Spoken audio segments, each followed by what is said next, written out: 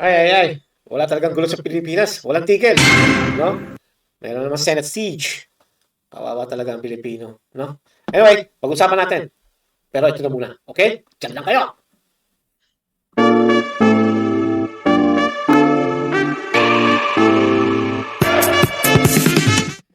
Alright, back to Pinoy Lens. Kamusta po kayo dyan, mga Pilipino sa Pilipinas, ang ating mga kababayan po, no? Kamusta po kayo dyan at sana po ay nasa mabuti kayong kalagayan, no? Lalo na ngayon, ay alam naman natin magulo ngayon sa Senate, no? At talaga pong balitang-balita yan kahit po dito sa US at talagang trending, ika nga, ang nangyayari ngayon sa Senate of the Philippines, which is so embarrassment, you know?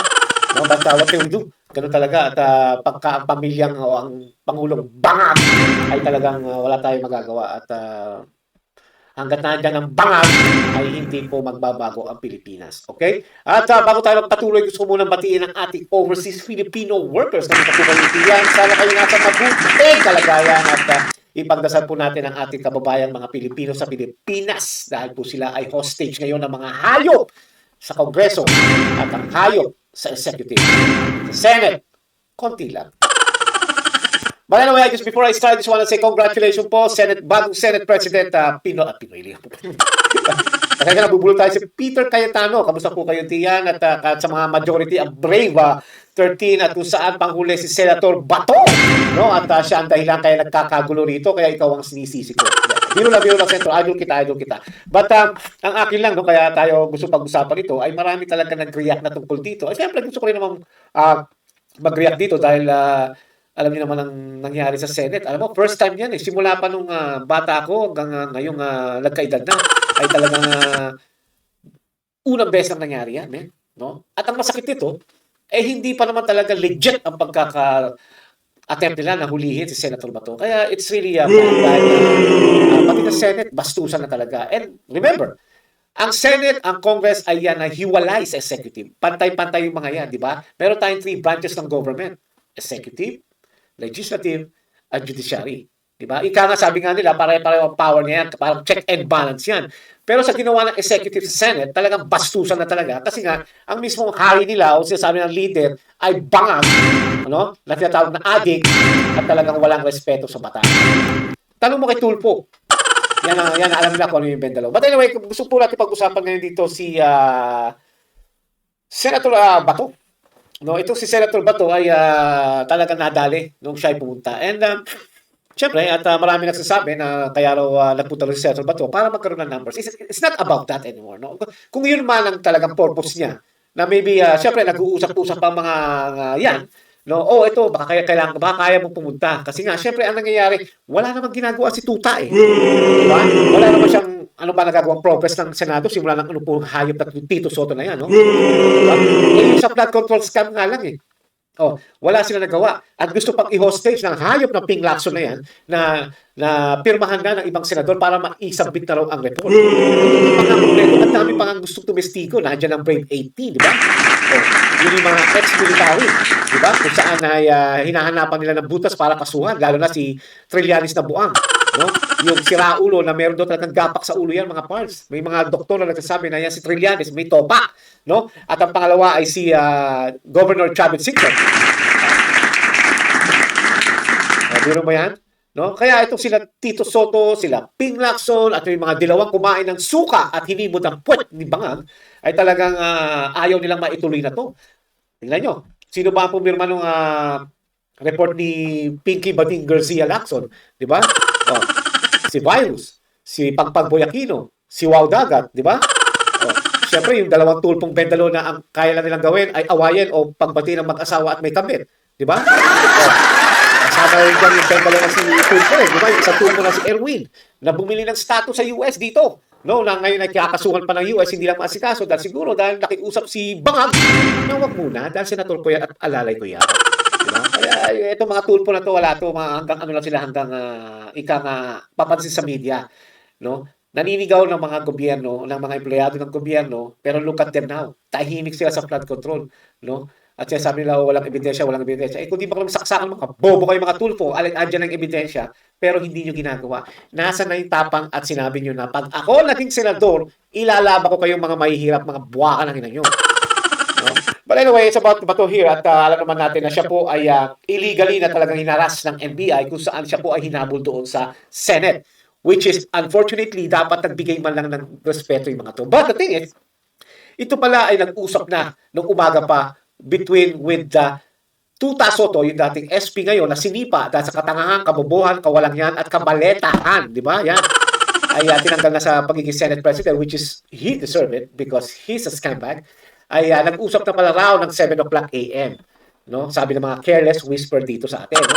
Kaya, bakit nagagawin yun? Kung talaga may malasakit siya sa kapwa niya senador, dapat, di ba, alamin niya na muna. Teka muna, did you guys went to the local court? Kasi alam naman niya ng mga alalay ni Tito Soto o yung mga, yun nga, yung mga alalay niya na meron namang process yan at step by step. At alam naman natin na yung ginawa kay Tatay Digong ay talagang mali. Ang ngayon, ginagawa na naman nila kay Matibag. Matibag. Siguro si Matibag ay, pakita natin itong hayop na NBI na director na to. Alisin na muna natin si Bato.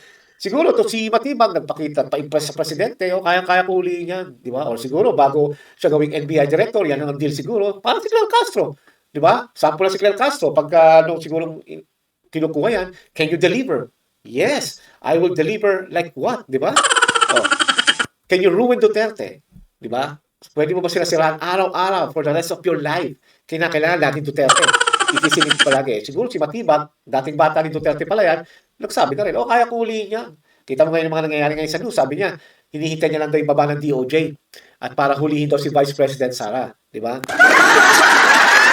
Paano mo mahuhuli ang isang Vice President Matibag? Alam mo, ito si Kupal, ang tapang ito. Alam mo, nagpapa-impress lang ito. Siguro gusto niyang burahin ng record ni Torre.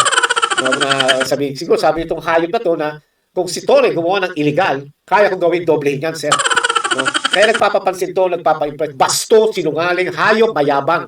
Di ba? Kita mo naman, may mga video yan na hinahamon niya yung mga malilita tao. Bakit hindi mo hamunin yung ka-level mo? No? Hindi ko sinasabing mali ito mga to. Pero yung sabihin, matapang ka dahil abogado ka at NBI director ka. Di ba? Halatang-halata nga itong si Gagong to na nagpapaawat sa mga kasama niya. Kung talaga matapang to, hindi magpapaawat siya, pupuntahan niya yung naghahamon sa kanyang Pilipino. Duwag ka rin Matibag, hanggang dakdak ka lang. Kaya sana makakasuhan ka rin hayop ka. But anyway, kaya ako ito sinasabi po dahil nga sa nangyaring bastusan sa Senado at hindi naman po tama yon. Kaya nga pakikita ko sa inyo at alam niyo na rin, siguro nakita niyo na rin at ako naman ay nagsasalita lang, ay tungkol po dito. Di ba? Biro mo, sa loob yan ng Senate. Di ba? Kahit pa sa parking, pero yan ay sakop na ng Senate. Talagang binastos sila ng NBI. Katulad niya, pinatakbo nila. So alam ni, siguro time na yun, talagang sabi kasi ni Bato, ginrab daw yung kanyang kamay ng NBI. Bakit yun? Wala naman daw arrest warrant talaga si Senator Bato. Nagsalita na si John Vic, nagsalita ng DOJ, nagsalita na, pati nga si Bangag wala naman daw siyang order na hulihin si Senator Bato. O mayroon pala sabi na, sinabi na itigil na yan, tama na, umuwi na kayo. So ang gulo talaga ng storya itong ginawa ng hayop ng mga NBI na ito. And I'm not saying NBI yung mga agent. Inuutusan lang yan. Itong si Matibag, no, itong hayop na to, talagang talagang bastos talaga, no. Alright, panoorin natin. Ayan, no. See? Ito may nangyayari, ha. Ayan. Ang akin lang po dito ay mali talaga yung ginawa nila, eh. Di ba? But anyway, ayan nyo na po yan. At kaya naman nung nakapasok sa session hall si Senator Bato, galit na galit siya. I don't blame the guy. No, I really don't blame the guy. At ang nakakatawa pa rito ay nagtanong pa rin yung mga reporter, Sir, kaya ba kayo nandito dahil daw sa numero?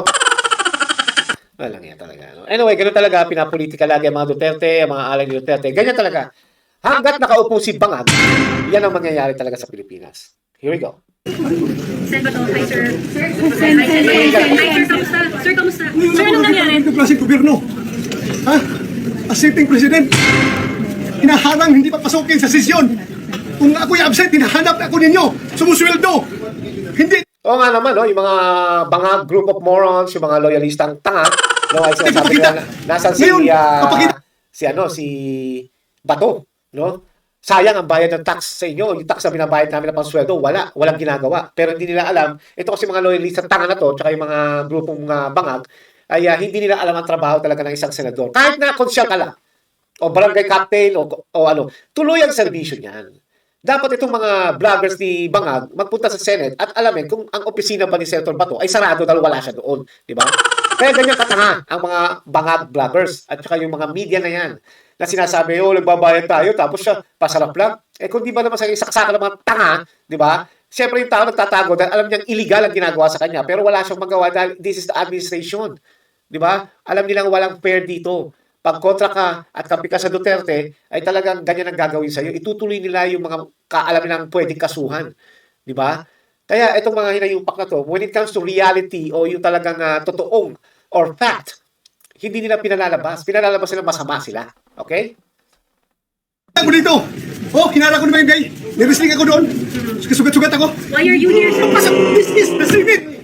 Wala silang respeto sa institusyon ng Senado. Bakit gano'n ang NBI? Ha?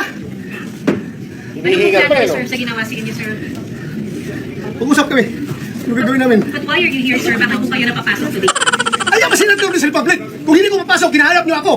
Di ba? Ngayon mapasok ako, tatanungin niyo ako bakit ako pumapasok.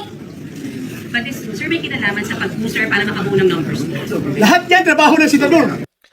Dapat, Senator Bato, sinabi mo, nung tinanong ng reporter na yon, mukhang bias din yung reporter na yon, no? Ay, o ano ngayon naman? O kung boboto ako ng number, so, you have a problem with that? Is that illegal?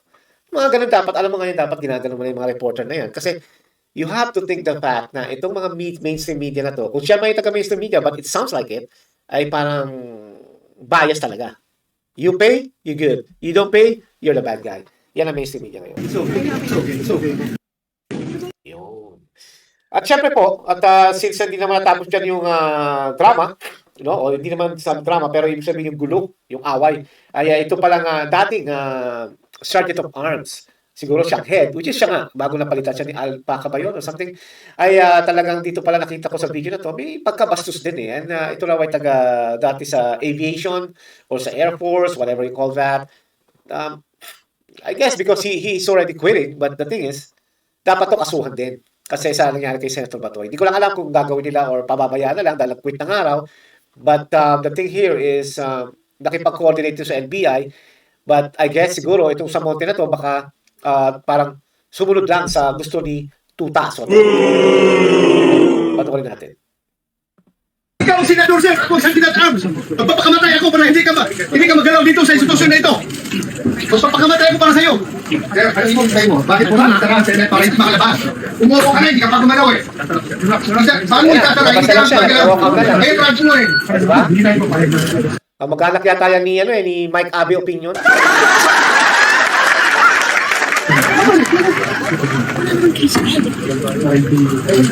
Sa video nag-issue.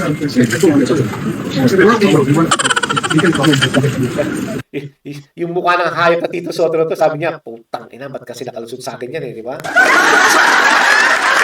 Yung pagmumukha ng hayop na yan, you can tell talagang may ginawa sa katalata. Look at the face!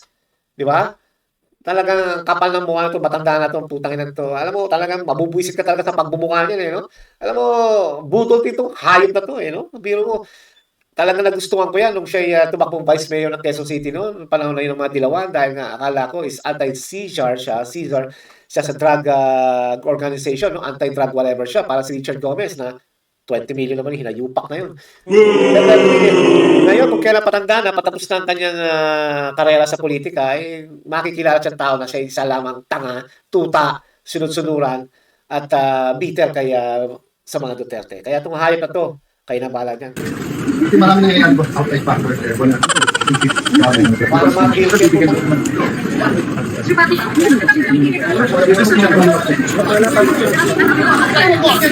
I don't know. Ano gusto nila? At syempre po, bago tayo malapit na sa ending nito, ay itong pag-usapan natin si Tuta Soto ay talagang confirm na talagang nakausap niya dahil nga itong si Careless Whisperer Amy Marcos, no, ay talagang sinabi niya kung na may nakarating daw sa kanyang balita or something na itong araw si Tuta Soto ay talagang kausap ang NBI. Umaga pa lang. Pinagmerienda pa. Kaya dito pa lang yung ganda na talagang gigil na gigil si Tito Soto. Siguro dahil nga alam niya tatanggalin siya o alam mo diyan sa mga Senate na yan, alam na nila yung mga galawan diyan, alam na nila yung mga drama-drama, alam na nila yung mga chismis. Kaya siguro alam ni Tito Soto na babanatan na siya. So para hindi mangyari yon, pigilan ng NBI si Senator Bato para hindi makaboto kasi nga kailangan ng 13 para matanggal ang hayop na katulad ni Soto. But anyway, nangyari na at si Senator Peter Cayetano na ang presidente kaya okay na yan. Pero yun nga lang, you can tell na itong si Soto ay wala talagang pagkalaban ka sa politika kahit sa isang senado, sa isang backyard mo, talagang ilalaglag ka ng hayop na yan. He is unprofessional, bitter mother effer. Tito Soto. Yan ang ugali ng hayop na yan. But anyway, ito ang sabi naman ni Careless Whisper Ivy Marcos. May nagbabalita dyan sa itaas sa opisina ni Senate President Tito Soto na sila ang nagpakain dyan sa mga NBI. Pinapasok nila, pinakain nila, nagtambay sa opisina ng Senate President mismo kasama ng OSAA o di kaya yung security ng Senado. Anong sistema yan? Sila mismo nagpapasok para dakipin ang isang senador? Anong klaseng Senado to? Yun. Alright. My perspective here ay itong mga hinayupak na to ang talagang may pakana. No? Wala tayong magagawa. Habang ang bangag, no, ay nandiyan sa gobyerno, walang mangyayari. Hindi mag-i-improve ang Pilipinas. Kita mo noong una si Tatay Digong, binastos nila. Dati presidente yan. At saka alam naman nila na mahal naman ng tao yan. Di ba? Tapos ito, si Senator Bato, binanatan nila yung Senate body. Wala silang respeto. Bendalo yan. Tanungin mo yan kay Tulfo. No? At syempre po, yung mga congressman, harapan ng ginagago nila ang Vice President Sara, wala silang respeto. Alam nilang mahinang ebidensya, talagang tinutuloy lang nila para hindi makapagtakbo o makatakbo si Vice President Sara. At ito nga sa Senate, kaya sila nagkudita, sabi nila, dahil daw para hindi raw matanggal si Sara sa pagka-impeach. Para raw matanggal para raw hindi ma-impeach. Pero, kaya tinanggal nila at nagkudita nga. Hindi po. Isa na lang siguro yon. Pero, alam naman natin, tayo mga Pilipino, na walang nangyayari sa Senado dahil sa hayop na Tito Soto na to. No? Siya ang dahilan kaya ang Senate ay talagang wala. The flood control scam is not rolling. Na-stop na dahil pinipigilan ng Ping Lacson. Yung aso rin dito. So, karapat-dapat na talaga. Nagdagdag na lang o nagkataon na lang siguro yung impeachment ni Vice President Sara para idagdag na lang sa ganyang sitwasyon. But the thing is, the Senate is not working. The Senate is not improving dahil sa hayop na to. Now that we have the new Senate President, we will see. No? At alam naman natin na tao naman si Senator Cayetano at utak tao, di katulad nito, utak hayop ito. We will see. At sana nga ay maging fair ang laban. No? Okay? Yan po ang ating perspective at sana po ipagdasal natin ang bagong Brain 13 ng Senado. O malamang babawasan muna sila ng isa dahil nawala na naman Senator Bato. But I hope na may lumalabas ayon sa mga careless whispers na baka raw may 2 o 3 pa ang sumama sa majority. Sana nga. At sana, pagdasal natin ang Brave 30 na to, or 12 na lang, o basta 30 kasama Senator Bato, at sana po ay totoo yung madagdagan ang majorities. Dahil wala pa kwenta-kwenta ang minority. They're all piece of shit. No? From dilawan na kumain ng suka at himot puwet ni Bangag. Yung 3 dilawan na yan, at yung 2 bendalo na walang ginawa kundi mang-away lang ng empleyado ng gobyerno. That's all. Pero when it comes to this kind of big deal, paghihirap ng Pilipino, wala sila. Iniisip ni Bendalo, ayuda. Huwag po tayo ganun. Hanap tayo ng something na maging stable naman ang buhay ng Pilipino. Yun lang naman ang kailangan natin, di ba? Hindi naman natin kailangan na maging milyonaryo o bilyonaryo. We just want a stable job, stable life, and that's all. Di ba? Yun ang kailangan natin. So, dahil sa mga minorities na yan, ay mga wala talagang kwentang tao. At sila pa mismo ang unang umalis nung nagkaroon ng putukan sa Senado. Di ba? Alam nyo na yan. Hindi ko na natin pag-uusapan yan. Okay? Already, bago po tayo magpaalam, ay gusto ko ulit basahin ang sinabi ng ating mahal na Vice President Sara Duterte. You may try to destroy her and the Filipinos. You can skin her or the Filipinos alive, burn her or the Filipinos to the wind and throw my ashes to the wind. But let it be known, you will find her, Vice President Sara, as my president, at tayo mga Pilipino, unbow sa mga hayop na katulad nila Tito Soto at ng mga buhayang Kongreso at especially ang adik ng Malacanang na si Bongbong Bangag Marcos. Okay? We are not like that. We will fight. We will make sure that the Philippines will go back to normal. Chaos is still there. And we will pray that God will give us this wish. Okay? Already, hanggang dito lang po. At sabi nga po ng ating mahal na Vice Presidente Sara Duterte, mahalin natin ang Pilipinas. Atin lang yan. Wala lang magmamayari yan. Okay? At siyempre po, ingat kayo mga Pilipino. God bless. At siyempre po, sukran. Okay? Already. Bye-bye.